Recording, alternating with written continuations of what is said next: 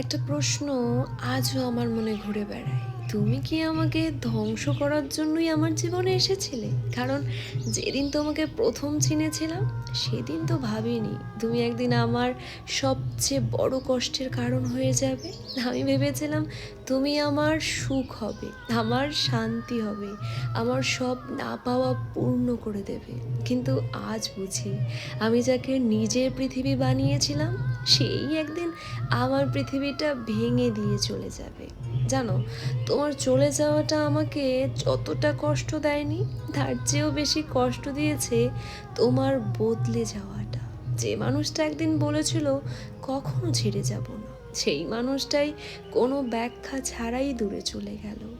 আজও মাঝে মাঝে নিজেকে প্রশ্ন করি, আমার ভুলটা কোথায়? আমি কি বেশি ভালোবেসেছিলাম, নাকি তোমাকে নিজের চেয়েও বেশি গুরুত্ব দিয়েছিলাম? তুমি হয়তো তখন ভালো থাকবে, হয়তো সুখের জীবন নিয়ে ব্যস্ত থাকবে, আর আমি তখন সেই ভাঙা স্মৃতিগুলোর মধ্যেই আটকে থাকবো। তবুও তোমার কাছে আমার শেষ প্রশ্নটা রয়ে গেল, তুমি কি সত্যিই আমাকে ভালোবাসার জন্য জীবনে এসেছিলে, নাকি ধ্বংস করার জন্য? ভালোবাসাটা না হয় নাই দিলে, শেষে গিয়ে মুখের হাসিটাও কেড়ে নিলে। স্মৃতির শ্মশানে দাঁড়িয়ে এক নিঃস্ব হৃদয়ের হাহাকার।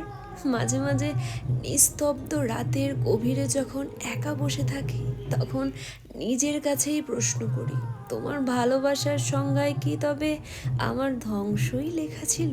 কি চমৎকার ছিল তোমার সেই শুরুর দিনগুলো!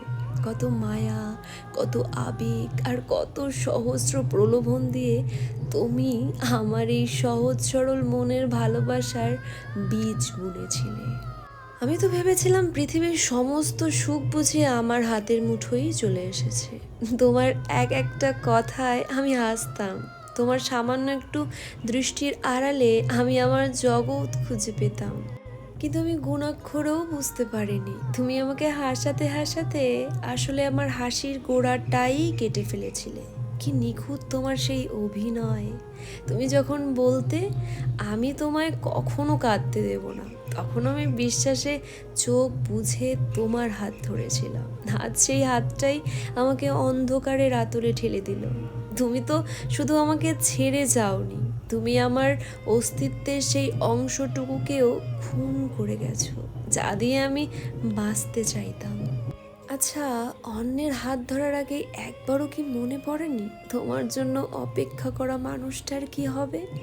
মায়া এক ভয়ঙ্কর নীরব আগুন, মানুষের মায়া এক অদৃশ্য বন্ধন, যা হৃদয়ে একবার গেঁথে গেলে সহজে ছুঁড়ে ফেলা যায় না।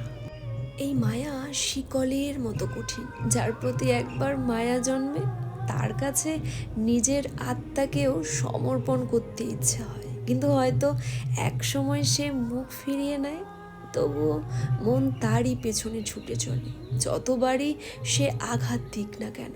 মানুষ ভুলে যায় মায়া কখনো কখনো ভালোবাসার ছদ্মবেশে ছুরি হয়ে বুকের ভেতরে বেঁধে যায়। সবচেয়ে ভয়ঙ্কর ব্যাপার হলো, মায়ার কারণে আমরা নিজেকে ভুলে যেতে থাকি, অন্যের অনুভূতিকে নিজের ওপর প্রাধান্য দিতে দিতে একসময় নিজের আত্মাকেই হারিয়ে ফেলি। অথচ একসময় সেই মানুষটিই হয়তো আর চিনবে না আমাদেরকে। তখন বুঝি মায়া আসলে শুধু টান নয়, এক ধরনের নীরব আগুন, যা নিঃশব্দে পুড়িয়ে মারে, যার ছাইয়ের নিচে চাপা পড়ে থাকে হাজারো না বলা কথা। আমি অনেক আগেই মেনে নিয়েছি, হাজার তোমায় দোষ দিই না, অভিমানও করি না, শুধু একটা কথাই বলি, নিজের সুখটাকে যত্নে রেখো, যেন হাওয়ার দোলায় ভেঙে না পড়ে। মজবুত খুঁটিতে বেঁধে রেখো তোমার মন, কারণ এই শহরে দুঃখের দিনে কাঁধ বাড়িয়ে দেওয়ার মানুষ খুবই কম থাকে। এই পৃথিবীর আনন্দ সবই সাময়িক, একদিন যে হাসি তোমাকে ওড়াতে পারে, অন্যদিন সেই হাসি লুকিয়ে থাকে কোনো অচেনা কোণে। সুখ কখন শেষ হয় জানো? যখন নতুন কোনো সুখ জন্ম নেওয়ার সুযোগ পায় না। আর মনে রেখো, কারো সুখ নষ্ট করে পাওয়া সুখ কোনো দিন পূর্ণতা দেয় না। তারও একদিন হিসেব চুকিয়ে দেয় সময়ের কাছে, নিয়তির কাছে। আমি তাই আজও নীরবে বলি, তুমি তোমার সুখটা আগলে রেখো, আর আমার দুঃখগুলোকে আমি একাই সামলে নেব। তুমি শান্তিতে থাকো।